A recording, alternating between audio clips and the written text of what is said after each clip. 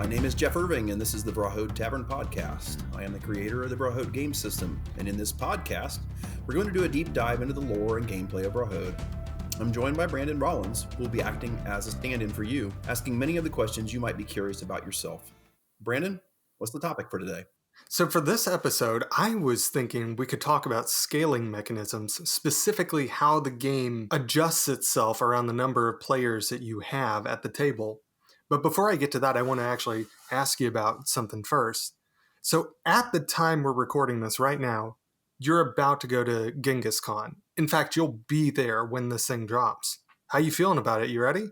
I think so. I think last year's experience working the Oathsworn booth at Gen Con with Jamie Jolly was without question trial by fire. You know, it was a way to be at kind of, I mean, it wasn't a great location at Gen Con. The booth wasn't. It was kind of tucked back along the wall, but it was one of the hottest properties there. Everybody was stoked about Oathsworn, and well-deserved. I mean, Jamie Jolly created a juggernaut with this game, and I got to work the booth with he and several other volunteers. And so, you know, once you've been through that, I mean, that's a pretty tall order, and it was super busy. Genghis Con, as I'm told, is kind of a chill con. You know, it's much smaller, but we feel like one of the things we hope to do at our first convention, which we know it's not going to be perfect, right? We don't have all the plastics that we want to play the game, and so we're going to have to kind of curate the play a bit. But we're able to build the booth for 2023 as designed. I spent a lot of time kind of designing how the booth would look and feel, so that there was a lot of information about our world and our game built right into the booth, even before you sat down at the table. And so, yeah, I mean, I feel like our booth design, we had to work really hard to get all of the assets in place, like pipe and drape and stuff, to do it. But I really think we're going to be able to have some fun. I think so. I mean, and if you've got to pick a place to start, I haven't been to Genghis Con in particular, but I mean, it's in the greater Denver area, which is a pretty relaxed city to begin with. And that's probably going to rub off on the convention because you're going to get a lot of locals of this kind of thing. So it's like, if you're going to start somewhere, that's where you start. Oh, yeah. And Denver has one of the most robust board gaming, you know, and collectible card game communities in the whole country. And so who cares if the convention is small? We get to be with these people that are part of a, you know, an amazing game culture in that city. So pretty excited. Yeah, what you'll find just in general marketing and media, honestly, is that there are just some groups of people that have a lot more clout than you would think based on like the number of people watching them at any given moment. And this kind of applies to conventions too. There are smaller ones that are more influential than you would expect them to be, simply because there's a lot of hardcore fans there who talk to one another and kind of drive culture. Yeah. I mean, just because you're not a metro that happens to have landed a really, really big con. No, I feel like Genghis Con is a really good place to start because, one, I think, you know, these are fans that are not going to let us slide. They're going to expect a lot. They're going to expect us to deliver, and Vrahode better deliver as far as gameplay and artwork. And we're ready. I think we're ready. I mean, this is a fun game. It's different. You know, our lore is different. The you know, the Harbinger system as being part of it is a different wrinkle. So yeah, no, I think we're ready. Your booth setup's going to be pretty remarkable as well, just based on the photos I've seen. I'm so excited. Man, I'm so glad that everything arrived when it was supposed to. You got your one pagers, you got your cell sheets, all of that on time. You got the piping, you got the draping, you got everything you need right before this convention. Yep. The one thing I'm hoping is there that's a little iffy is the Harbinger system. It's shipping from China, and right now it's in Denver. That's the weird thing. It's in Denver, and it says it's supposed to show up here on the 23rd. Well, we're going to be in Denver on the 23rd. So I'm going to try to work with DHL today to make sure that we can get it. Yeah, honestly, you might be able to have them hold it in a location. Hopefully this works out. Because like if you can take that to the convention itself, that's going to be an awesome place to debut Harbinger. Oh yeah, I'm so excited. I hope that works out because it is. I'm gonna put a sign on it because these are just 3D printed versions of the Harbinger room and hall tiles, and so I'm gonna put a sign on it that says "Please don't touch" because it's brittle. You know what I mean? It'll be Yeah. brittle. It'll be And a brittle. review for anybody who is just kind of finding out about Vrahode for the first time. Harbinger is a system that will essentially allow you to build these kind of like 3D dungeon environments that you can play in a very tactile way. So that's what that's going to be all about. So yeah, I mean, like you're going to do really well at Genghis Con. I know you are. I hope so. I'm trying to prepare myself for the fact that it may not be super busy. It might be a lot of downtime. And that people are just basically coming to do what they're used to doing, play the games they know. I think every contact we make with someone at Genghis is one that will hopefully be able to give people as much time as they really want to learn about our system instead of being like, hey, thanks for stopping by. Got to go to the next person. I think that's the best you can hope for at this stage too. Yeah, me too. So yeah, I'm cool with that. And like I said, I'm excited to talk to people. And I think, I initially thought we would run about an hour-long demo to really let people kind of get into the meat of the game and just kind of do that repeatedly. But I kind of wonder if maybe we need to take some time to just stop and kind of explain some of the mechanisms and some of the different play modes in the game because there's so many. And if I have interest in that, then I may try to find times that we can work it in the day where we just kind of have a roundtable.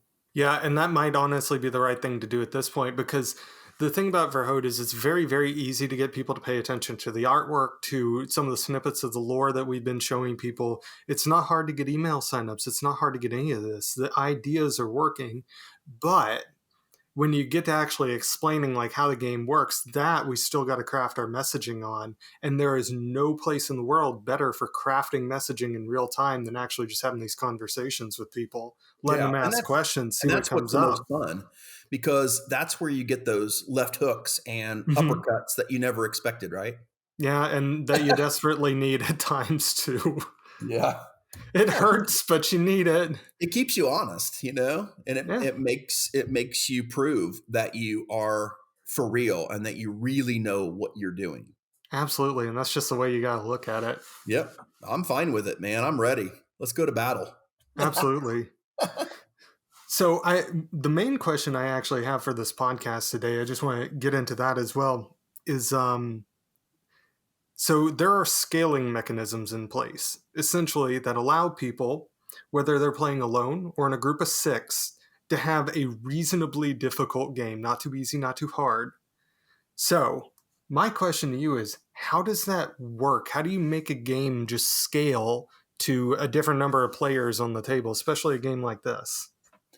Well, it's definitely not something you do with a single mechanism. There is no magic bullet for making a game fun for me to play by myself, or you and I to play, or you and I to invite 4 of our friends to play with us. Now, the beauty of the Vrahode system is you can play 1 to 6 people, but it took 30 or so scaling mechanisms in order for us to achieve something that we feel has a level of excitement and challenge regardless of player count. And that's really where it is. It's a long series, a string of mechanisms, and they have to be fun. They have to kind of fit. They kind of have to fit into the rationale that you're creating for your game. In other words, like with Vrahode, we didn't set out to create something that's rule heavy. Can I call it rules light with 8 separate biomes and all these different moods of play? Probably not. It's probably not. I can't really consider it rules light, but could we consider it rules accessible? I would say yes, because we're not going down any 1 or 2 rabbit holes of rules that are really complex. We're going down about 15 to 20 that are pretty accessible and shallow. And once you've done them a couple times, you're just going to know them. So, you know, I think the best way to talk about scaling mechanisms within the Vrahode game system is to kind of walk through the game experience, and then we're going to bump up against all of them. Let's start the game in a region. Let's say we're in a plains region. Okay. So when we go into a new region from that region, let's just say we started there, we're going into a new region. Well, one scaling mechanism we do right away after we enter that region, we all have to pay fatigue because we're tiring, because each of the regions is the overland regions is about the size of a county. And so it costs us fatigue to do that, to walk across them, and we pay that up front. And so, but when we enter that region, one scaling mechanism we instantly run into is the overland exploration deck. So we have this deck that is used for all of the overland region types. So in that, if you and I are playing a game with the two of us, each of us is responsible. Our hero is responsible for drawing a card from that overland exploration deck and placing it face down next to our hero dashboard. And so at that point, that scaling mechanism says, okay, there's two heroes playing this game, right? And the next scaling mechanism is a threat die. The threat die is, again, based on the player count.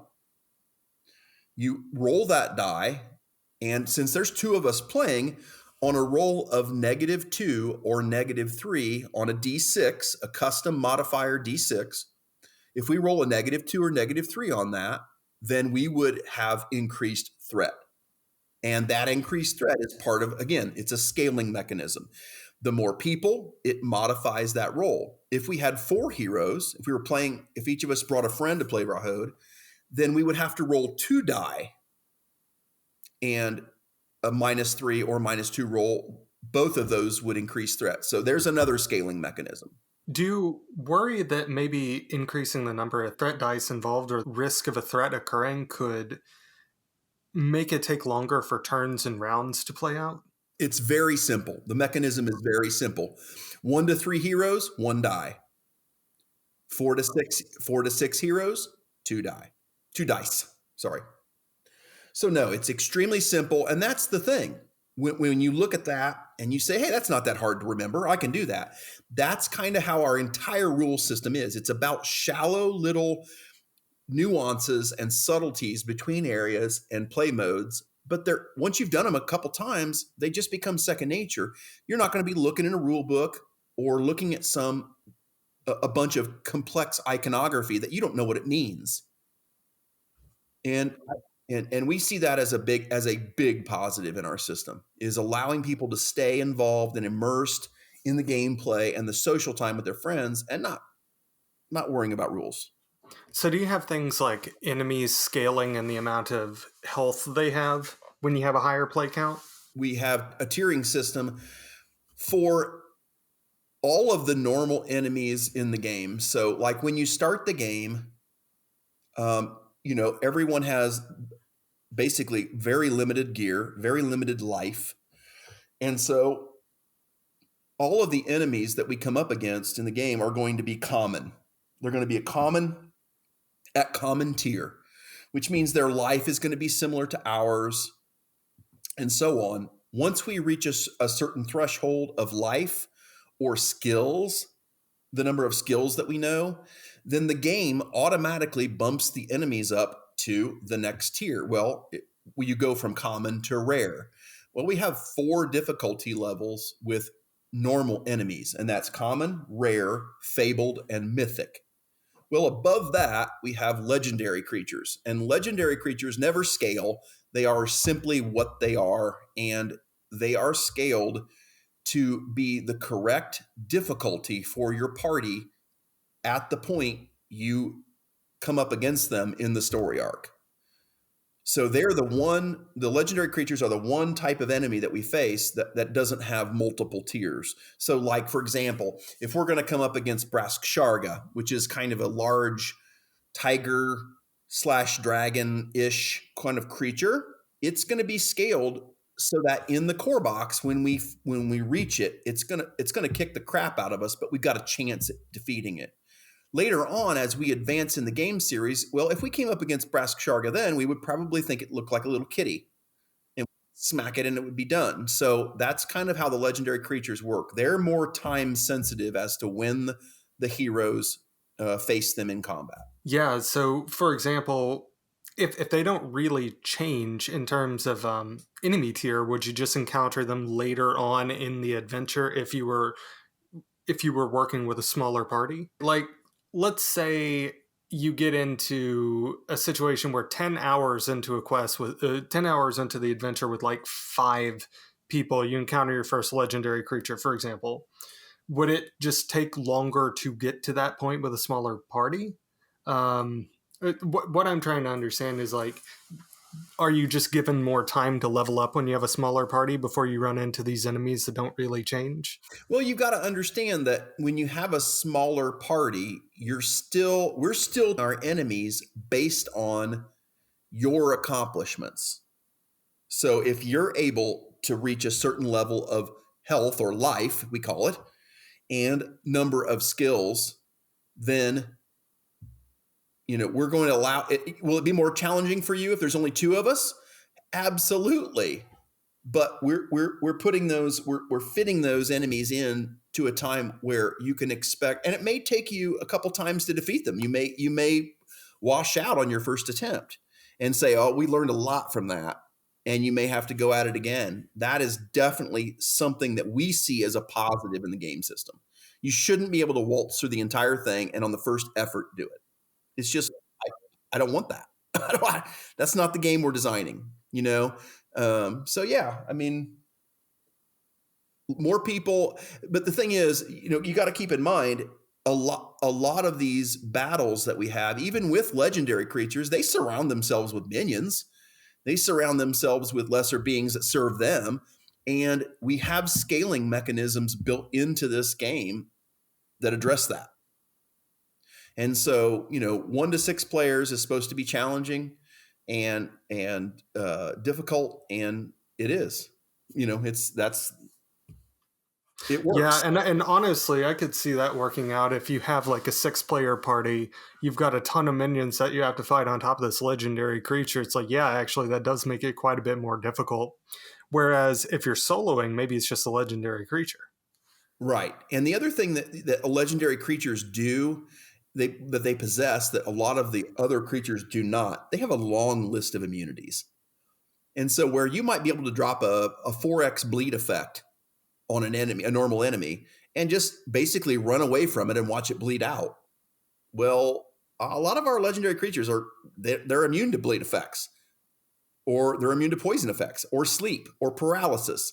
So good luck, good luck with that. That makes sense. What else do you do to kind of scale the difficulty in the game? Okay, so we talked about this idea that we're drawing cards when we enter regions. Then we're rolling threat die. Another scaling mechanism that we use, I love it. It's been super well received in playtesting. Everybody really, really enjoys enemy behaviors. And so when you enter the first module of the campaign, this is campaign play. The first module of play are threat die, or dice, depending on the number in the party. The way those resolve is we place those on those face down exploration cards that we drew. And if there's an enemy under one of those that we place that threat die on, if instead of 1 enemy, it's 2. Well, later in the game, once you get past the first module, you can opt to not resolve the threat die by putting it on one of those cards, but just sticking it on the tabletop.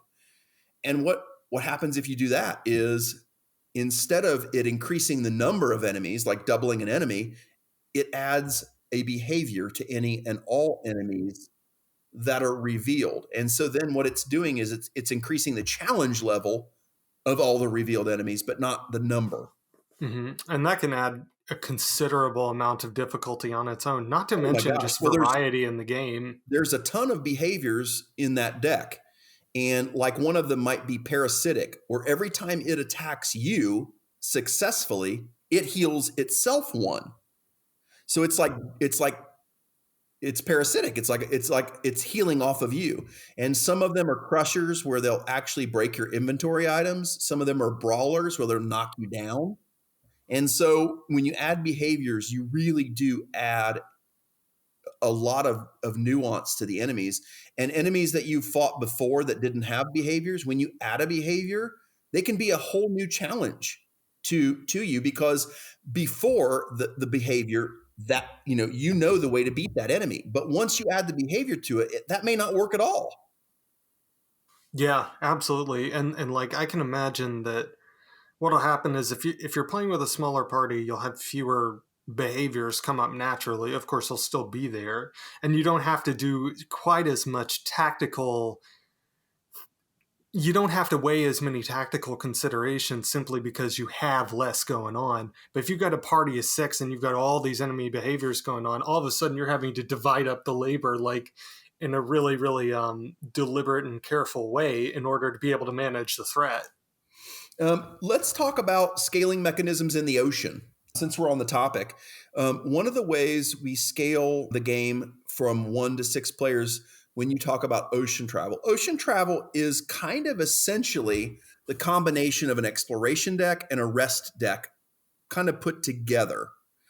And so when you set out, normally it's a restful time to be at sea because you have a crew of people manning the ship, which the main ship in the game that can carry you from land mass to land mass is called the Lady Virtue, captained by Captain Tintori.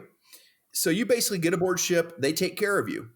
But if there are problems at sea, they expect you as a passenger, and a hero especially, to step up and help them defend the ship.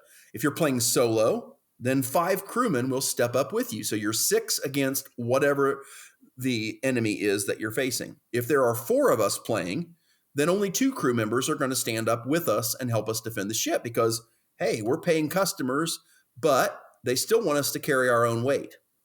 And so that is a scaling mechanism from 1 to 6 with regard to ocean travel. Yeah, and honestly, that makes sense because it just seems like, I mean, especially when you're talking about ocean travel in a world where you don't have any modern technology at all, it's like you're all on that boat together. You actually all have to stick together.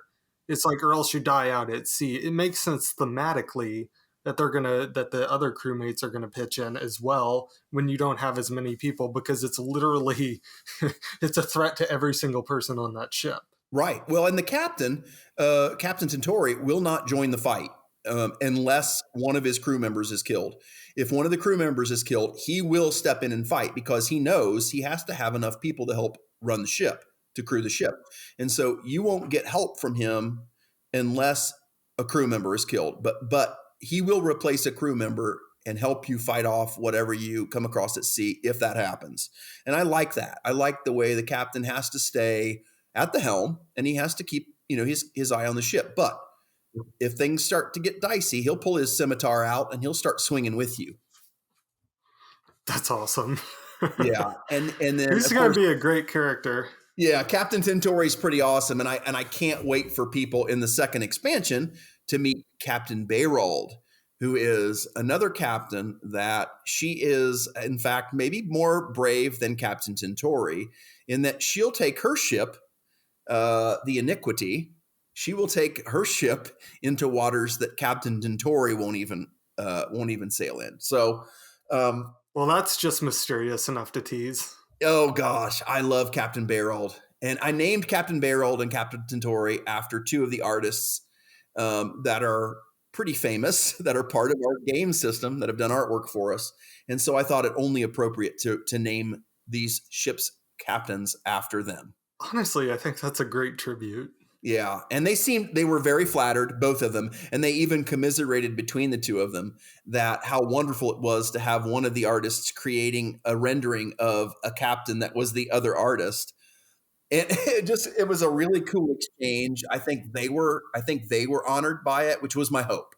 Was I wanted to honor them, and I'm a huge fanboy of Francesca Bayrold anyway, and so to be able to have a ship's captain named after her was pretty cool for me. Absolutely. Yeah. Let's see. So we got our scaling mechanism in the overlands regions. We've talked about how scaling works on the oceans. Let's talk a little bit about the scaling mechanisms in the underlands. Okay. Do we have time for that?